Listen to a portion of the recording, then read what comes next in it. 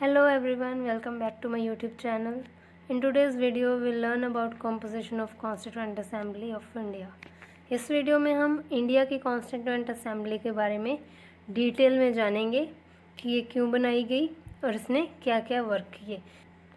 इससे पहले हमने इंडिया के जितने भी एक्ट्स थे जिनकी वजह से इंडिया का कॉन्स्टिट्यूशन डेवलप हुआ वो सब हमने किए हैं, और इस वीडियो में हम कॉन्स्टिट्यूएंट असेंबली करेंगे इंडिया की। Without any delay, let's get started. First, a Constituent Assembly of India was elected to frame the Constitution of India. It was also called the First Parliament of India. तो पहली बात तो ये India का constitution बनाने के लिए form की गई थी। इंडिया को 15 अगस्त 1947 में जो इंडिपेंडेंस मिल चुकी थी, अब इंडिया के लीडर्स के सामने सबसे बड़ा चैलेंज ये था कि उन्हें अपने इतने बड़ी कंट्री के लिए, जिसमें कि वैरायटी ऑफ पीपल रहते हैं, तरह तरह के लोग रहते हैं, अलग अलग रिलीजन्स के लोग रहते हैं, अलग अलग कास्ट के लोग रहते हैं, तो इतने वैरायटी ऑफ पीपल के लिए उन्होंने कॉन्स्टिट्यूशन बनाना था।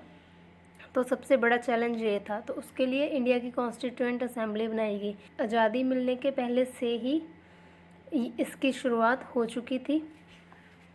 It was also called the first parliament of India, और इसे इंडिया की फर्स्ट पार्लियामेंट भी बोला जाता है। क्यों बोला जाता है ये हम वीडियो के लास्ट में जानेंगे।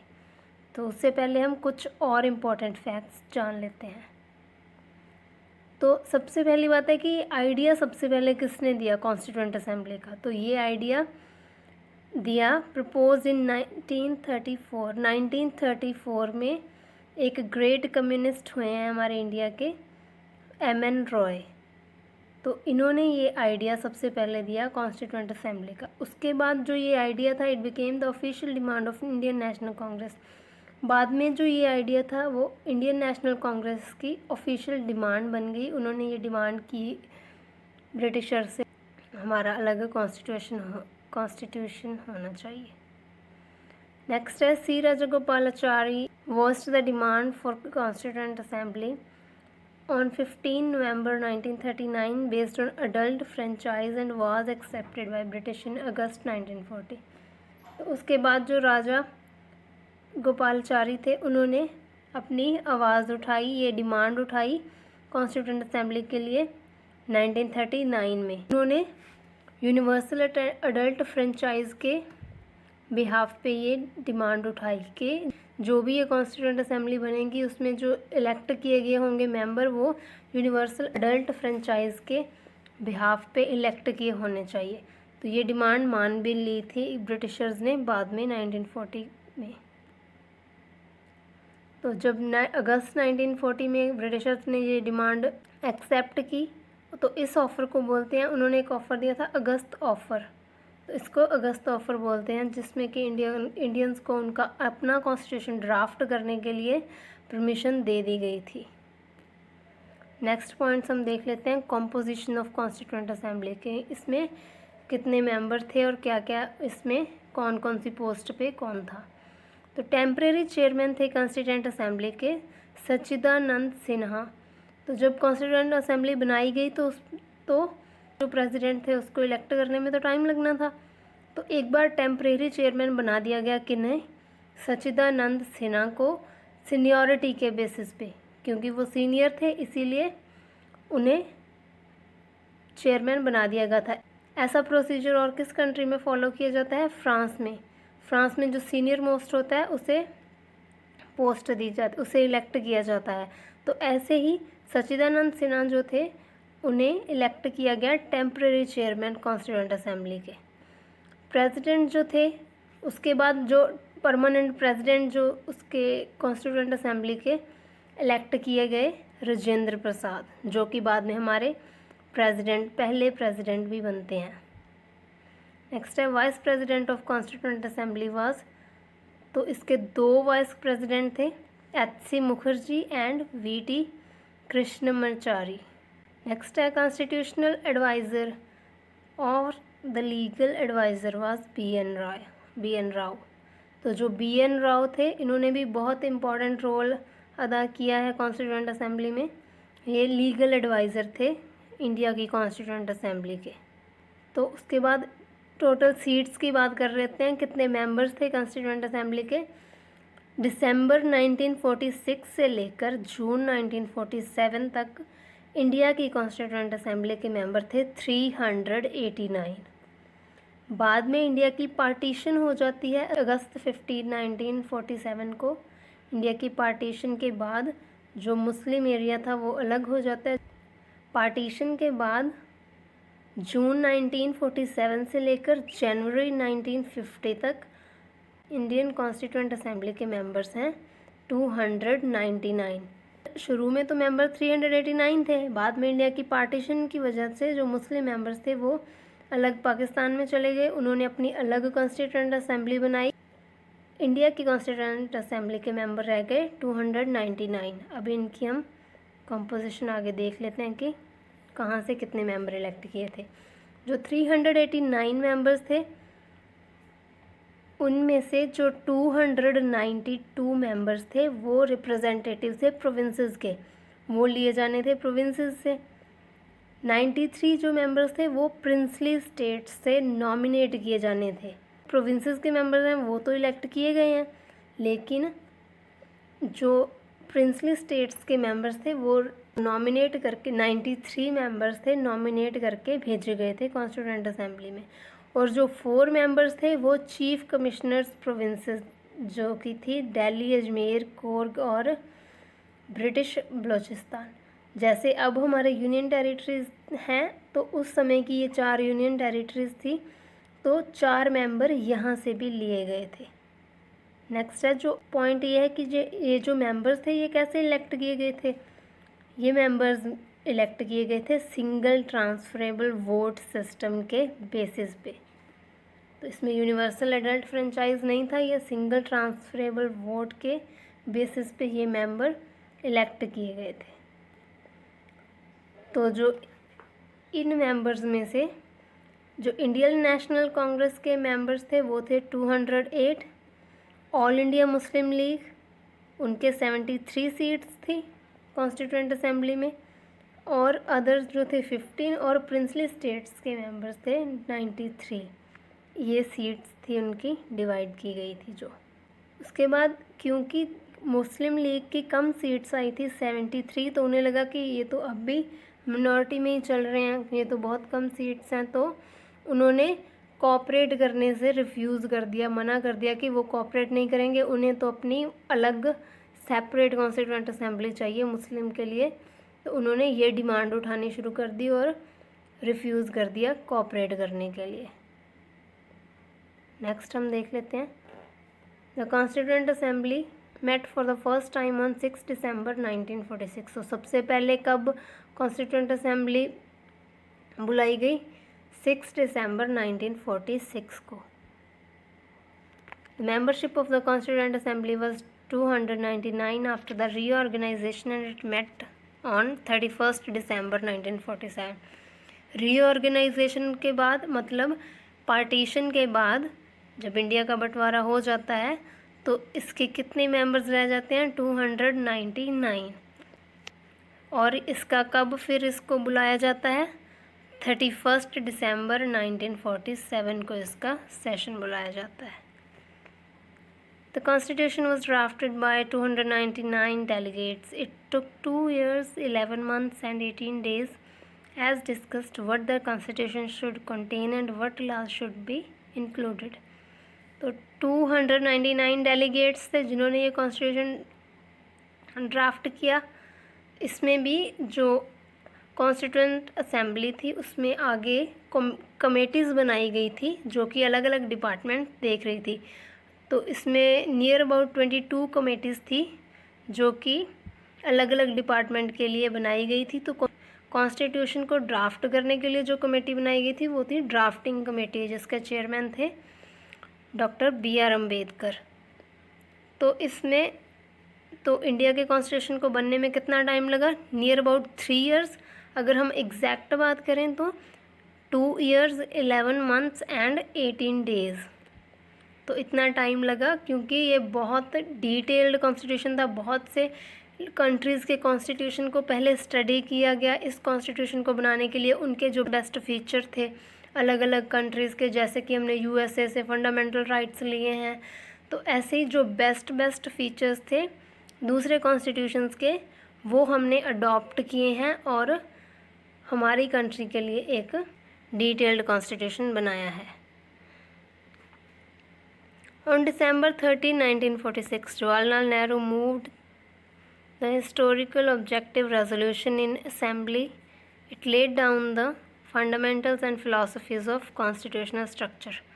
December 13, 1946 को जवाहरलाल नेहरू ने एक ऑब्जेक्टिव रेजोल्यूशन पेश किया असेंबली में, जिसमें के जो बेसिक था स्ट्रक्चर कैसा होना चाहिए कॉन्स्टिट्यूशन का, ये क्या क्या चीज़ किन चीज़ों पे आधारित होना चाहिए, ये बेसिक स्ट्रक्चर पेश किया गया था, जो कि बाद में पास भी हो गया था और इसको आगे जाके प्रिएम्बल बोला गया। तो हमारे कॉन्स्टिट्यूशन की प्रिएम्बल भी है ना, तो उसमें ही है हमारे जो क्रक्स है हमारे कॉन्स्टिट्यूशन का, कि हमारा कॉन्स्टिट्यूशन में क्या क्या चीज़ें हैं, क्या क्या राइट्स हैं, क्या क्या ड्यूटीज़ हैं। तो ये सब ऑब्जेक्टिव रेजोल्यूशन जो था जवाहरलाल नेहरू जी ने पेश किया, जो बाद में पास भी हो गया और हमारे इंडिया की कॉन्स्टिट्यूशन में वो प्रिएम्बल की तरह देखा जाता है। नेक्स्ट है the drafting committee of the constitution was chaired by B.R. Ambedkar. वो ये हमने ऑलरेडी डिस्कस कर लिया है। तो जो ड्राफ्टिंग कमेटी के चेयरमैन थे डॉक्टर B.R. अम्बेडकर। नेक्स्ट हम क्विक फैक्ट्स देख लेते हैं कि क्या क्या फैक्ट्स हमें इसके बारे में याद रखने हैं या फिर क्या क्या फैक्ट एग्ज़ाम्स में पूछे जाते हैं। तो ये हम फटाफट इन पे एक नज़र मार लेते हैं। फर्स्ट है elephant was adopted as a symbol of the constituent assembly, जिसको सील भी बोला जाता है। तो एलिफेंट जो था, तो इतना बड़ा देश है तो उसके लिए कोई छोटा मोटा एनिमल तो चलेगा नहीं, तो इसीलिए एनिमल को एज ए सिंबल अडॉप्ट किया गया। यहाँ पे मैंने पिक भी लगाई है, यहाँ पे आप देख सकते हैं एलिफेंट की पिक। तो जो एलिफेंट था उसको अडॉप्ट किया as a symbol of constituent assembly. Next है जो सर B.N. राव जो थे वो लीगल एडवाइज़र थे, ये हम पहले ही डिस्कस कर चुके हैं। प्रेम बिहारी नारायण रायज़ादा, ये नाम आपको याद रखना है। ये वो शख्स थे जिन्होंने कॉन्स्टिट्यूशन को लिखा है, या आप कह सकते हो कि मेन कैलीग्राफर थे कॉन्स्टिट्यूशन के, जिन्होंने अपने हाथ से इटैलिक स्टाइल में, इटैलिक फ़ॉन्ट में ये कॉन्स्टिट्यूशन हमारे इंडिया का लिखा। तो the original version was beautified and decorated by artists from Shanti Niketan including Nandalal Bose and Beohar Ram Manohar Sinha. तो जो ओरिजिनली लिखा था कॉन्स्टिट्यूशन इंग्लिश में, तो वो थे प्रेम बिहारी नारायण रायज़ादा, और जिन्होंने ये कॉन्स्टिट्यूशन डेकोरेट किया, इसको ब्यूटीफाई किया, इसमें जो पिक्चर्स ऐड की हुई हैं या फिर और कोई डिज़ाइनिंग की हुई है, ये सब किन्होंने किया, नंदलाल बोस और राम मनोहर सिन्हा जी ने। नेक्स्ट है the calligraphy of Hindi version of the original version was done by Vasant Krishna Vaidya. Prem Bihari Narayan Raizada तो इंग्लिश वर्जन के कैलीग्राफर थे, और जो हिंदी वर्जन में इसको लिखा था कॉन्स्टिट्यूशन को, वो लिखा था वसंत कृष्ण वैद्या जी ने, और डेकोरेट किया था नंदलाल बोस ने। नेक्स्ट है it adopted national flag on 22 जुलाई 1947। हमारी कॉन्स्टिट्यूएंट असेंबली ने कॉन्स्टिट्यूशन तो बना लिया था, लेकिन अभी तक नेशनल फ्लैग और नेशनल सॉन्ग, नेशनल एंथम ये सब अडॉप्ट नहीं किया था। ये बहुत इम्पोर्टेंट था, इसीलिए 22 जुलाई 1947 को हमारा नेशनल फ्लैग अडॉप्ट किया गया। अडॉप्ट किया तभी तो हमने आज़ाद होने पे ये तिरंगा फहराया। तो 22 जुलाई 1947 वो डेट है जब हमने ये फ्लैग अडॉप्ट किया, मतलब हमारे देश के लिए हमने चूज़ किया कि ये हमारे देश का फ्लैग होगा, झंडा होगा। नेक्स्ट है इट अडॉप्टेड नेशनल एंथम और नेशनल सॉन्ग ऑन 24 जैन 1950। दोनों ही नेशनल एंथम और नेशनल सॉन्ग 24 जैन 1950 को हमने अडॉप्ट किए हैं। It elected Rajendra Prasad as its first president of India on Jan 24 1950। Jan 24 1950 को राजेंद्र प्रसाद को चुन लिया गया था हमारे फर्स्ट प्रेसिडेंट बनने के लिए। बने तो ये 26 जैन को ही थे, लेकिन इलेक्ट कर लिया गया था 24 जैन को। 2 separate functions were assigned to the assembly, that was making of the constitution for free India and enacting of ordinary laws for country। तो जो हमारी कॉन्स्टिट्यूंट असेंबली थी, इसने 2 काम करने थे। एक तो जो था पूरे देश के लिए कॉन्स्टिट्यूशन बनाना था, और एक और काम करना था जो ऑर्डिनरी लॉज जो थे वो देश के लिए बनाने थे। तो ये काम वैसे कौन करता है? लेजिस्लेटिव। ये जो इंडिया की पार्लियामेंट थी, लेजिस्लेटिव और एग्जीक्यूटिव दोनों का काम कर रही थी, इसीलिए इसको फर्स्ट पार्लियामेंट भी बोला जाता है, क्योंकि इसने लॉज भी बनाए और कॉन्स्टिट्यूशन भी बनाया। Thus the assembly became the first parliament of free India. Whenever the assembly met as constituent body, it was chaired by doctor Rajendra Prasad. तो ये बहुत इम्पोर्टेंट बात है। पहली बात तो ये हो गई कि ये फ्री इंडिया की पहली पार्लियामेंट थी जो हमारी कॉन्स्टिट्यूंट असेंबली थी। दूसरी बात ये कि जब भी ये एज अ कॉन्स्टिट्यूंट बॉडी ये काम करती थी, तब इसके चेयरमैन होते थे डॉक्टर राजेंद्र प्रसाद, लेकिन जब ये एक लेजिस्लेटिव बॉडी की तरह काम करती थी, तब इसके चेयरमैन होते थे जीवी मावलंकर। तो ये बहुत इम्पोर्टेंट बात है, ये आपने याद रखनी है। नेक्स्ट पॉइंट है, In all, Constituent Assembly had 11 sessions over 2 years, 11 months and 18 days, when received the signature of 284 members out of 299 members। तो ओवरऑल 11 सेशंस हुए इसके। कितना टाइम लगा इसको कॉन्स्टिट्यूशन बनाने में? 2 years, 11 months and 18 days। और जब ये बन के तैयार हो गया, इसके ऊपर सिग्नेचर कितने मेंबर्स ने किए? 284 मेंबर्स ने आउट ऑफ 299 मेंबर्स।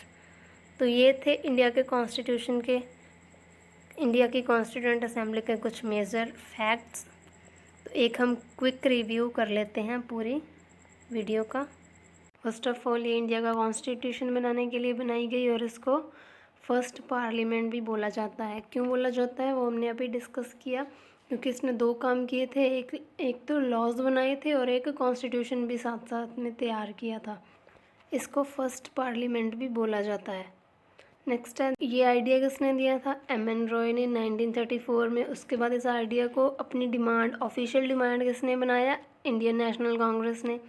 उसके बाद C. राजागोपालाचारी ने भी सेम डिमांड की 1939 में, लेकिन उन्होंने ये सब अडल्ट फ्रेंचाइज के बेसिस पे बोला कि ये जो था ये कॉन्स्टिट्यूंट असेंबली अडल्ट फ्रेंचाइज के बेसिस पे इलेक्ट की होनी चाहिए। इस ऑफ़र को अगस्त ऑफ़र भी बोलते हैं, जो 1946 में आया था।